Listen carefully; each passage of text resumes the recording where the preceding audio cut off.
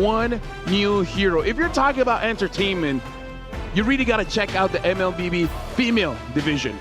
Where else would you look? Ladies and gentlemen, one more glance at these two lineups. The Lilia coming through for Team Malaysia, and Team Philippines throws a Uranus into the jungle for El Puerto.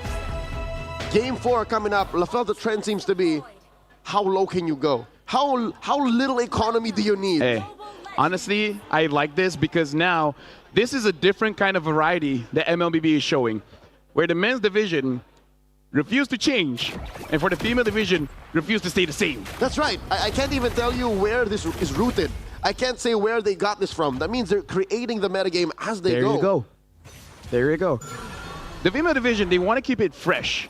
And for the men's division, they want to keep it familiar. So already just in one day, we're doing two grand finals, and they definitely feel quite distinct here.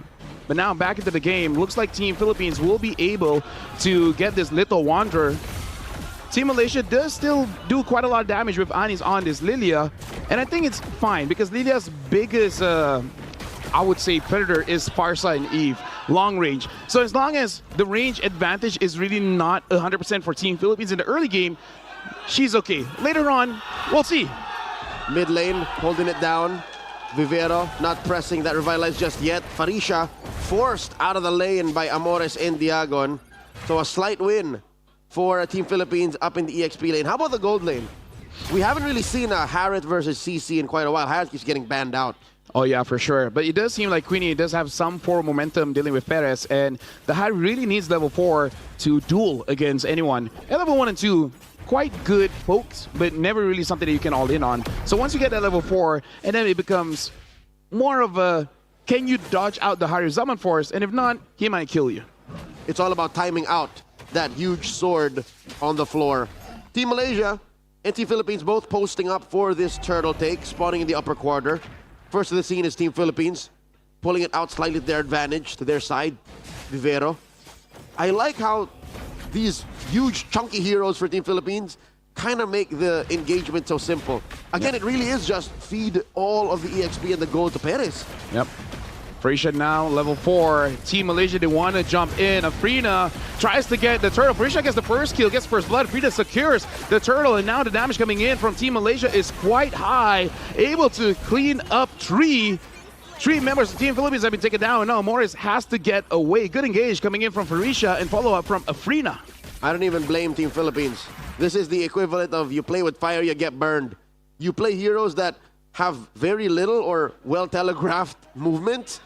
You almost make it impossible to dodge a Throne of Ruin. And here's the thing, Farisha didn't even flicker to do that. She literally just gleamed in, and that allowed her Throne of Ruin to hit all of Team Philippines and say, yes, they are chunky, but they're relatively immobile when it comes down to it. Yeah, also quite a lot of AoE coming in from Team Malaysia, even from the roamer, able to do a lot. I'm pretty sure there was a tech charge there. Didn't really notice when it was popped, but I'm guessing that's also a big game changer that Aliyah brought out with this Grok. With that exchange, Malaysia does have quite a lead, 1,300, mostly because basically Anis, Alia, Afrina, as well as Farisha, in the first 3 minutes of the game, they have 100% kill participation, so a lot of gold shared between the 4. And guess where that gold was taken? On the other side of the map, where Perez is not. Perez going 2v1. Perez holding on to her Purify, dropping that Zaman Force, pushing Afrina and Queenie back. Yeah, this is why Harv is also one of the premier gold laners, because even if pressure kind of feels like a EXP where you can fight back, Farisha and Diagon fighting for this crab. It looks like Diagon is able to secure the crab for herself. The turtle will spawn very soon. Team Philippines, they have a draft that can deal with the turtle very well. They just got to be careful. If they're caught by the Throne of Ruin again, Afrina dealing free damage, you might see what happened in the first exchange of the turtle. River expanding, the currents pulling players faster and closer towards that pit. Same spot, upper quarter. El Puerto, Diagon, and Vivero have to watch out for that Throne of Ruin once again. Yep. Aliyah's trying to zone everyone out. Ani is making sure that she uses her glooms, I would say sparingly, but as long as she keeps on hitting him, she should be able to spam this out. The damage coming in from this Lilia at the early game is actually quite well. Amores, everything is on Aliyah, having to use the tech charge And look at this, the Throne of Ruin hits onto Tree. AOG follows up, but Frina secures a kill onto Alpuerto. Vivero tries to get away. Aliyah is playing around with Diagon. Diagon is all alone from Team Philippines. Aliyah still survives. Diagon tries to get away. Queenie is here, able to tie up Perez and Amor. And right now, Team Malaysia securing all the kills on the map, forcing Amores and Perez back. Plus, an inevitable turtle take. 100% so far for Team Malaysia. It happened again, Lafel. It happened again. Yes, they did better to sidestep the Throne of Ruin, but the check charge was lethal. And this all-in plan for Perez, I don't know how much and how long they can hold out for this. Literally, Perez was there. It's just she couldn't deal enough damage yet. All right, now full engage onto Queenie. Queenie having to use the Vengeance. Perez as well as Vivero. Queenie able to heal out with the War Axe. Aliyah is here. Tech charges onto Vivero, but able to escape with the AOG. Both Team Malaysia and Team Philippines able to escape that engage. Good read by Vivero. Defensively using that AOG. Now, we're waiting for an impact play from Alpuerto and Amores. Not a single death on Amores, but Alpuerto, again, she's literally playing with a sledgehammer. But sometimes you need a knife, sometimes you need a screwdriver, sometimes you need a wrench. But Uranus is literally just a hammer. What is she to do? Well, Diagon now does have that War Axe, so this time she does involve herself in a big team fight.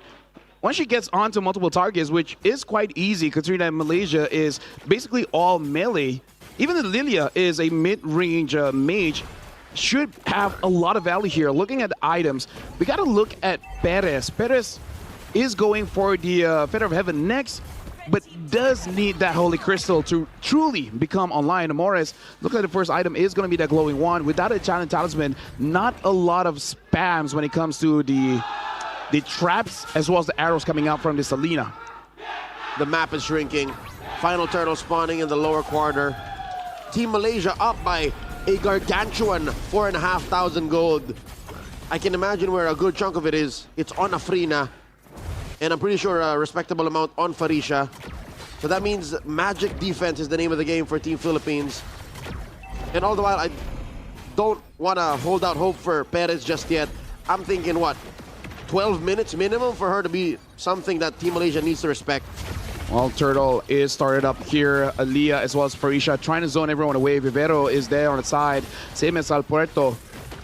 Aliyah making sure that neither of them gets close enough.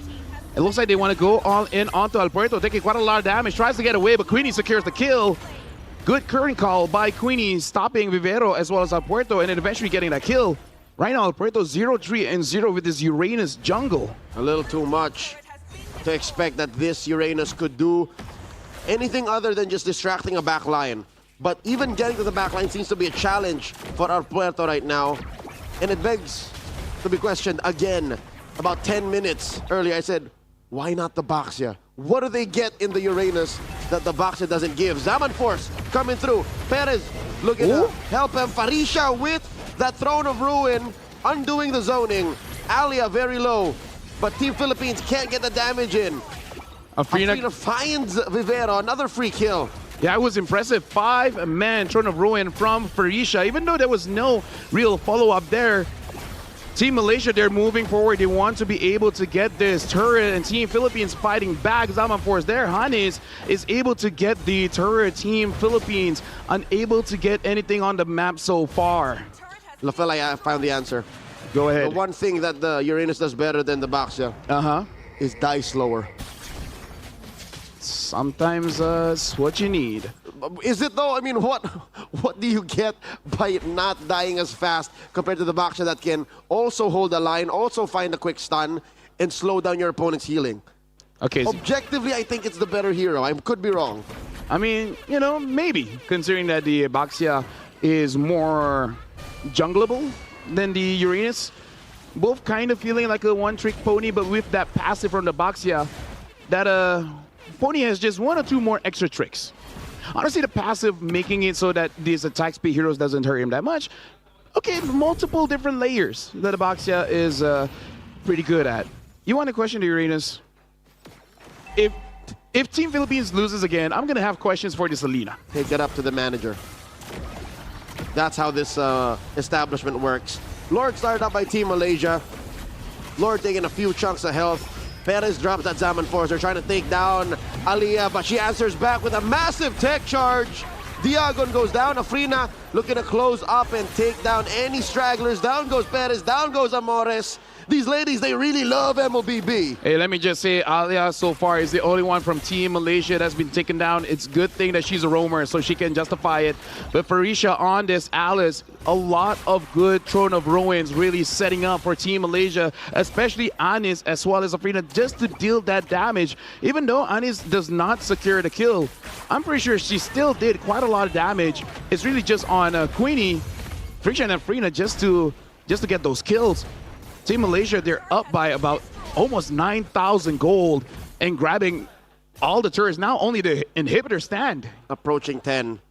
Lafel, I cannot see a world where Team Philippines comes back.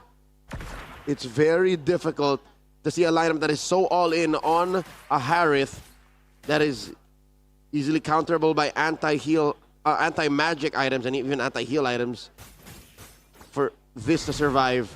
Team Philippines may have outdrafted themselves. No, I do agree. This is just a theme of what's been going on the entire gold medal match here. Team Malaysia now with the Lord up top. Team Philippines with this Holy Shield able to protect this one because that's quite a lot of damage onto the Lord. So just a bit of hold on. Afrina able to get a Morris off screen. So that's already one kill for Team Malaysia. Now the siege from Anis. This Lilia at this point is going to be trouble because there's not a lot of range from Team Philippines to deal with this Lilia. Alpuerto taking damage across the threshold of their base. Zaman Force by Perez. AOG coming through. Even Perez can't stand underneath her own teammates revitalize. Diagon shuts down Queenie. They're taking care of the waves. Team Philippines able to save that top lane inhibitor. Even though that was a good engage from Team Malaysia, especially coming in from Farisha. But yeah, I think they just overstepped because, again, this is just 11, 12 minutes of the game. The turrets are still up. And Team Philippines, if you're allowed to give them more time, they're going to build up more damage. So Team Malaysia cannot afford to make those kind of mistakes anymore. Look at this. Vivero jumps in with the Unbreakable, tries to find someone from Team Malaysia.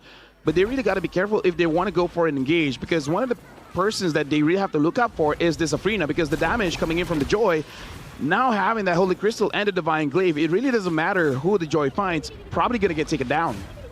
Looking at the lineup of Team Philippines, I think Alpuerto is the only one who can realistically tank a barrage from Afrina.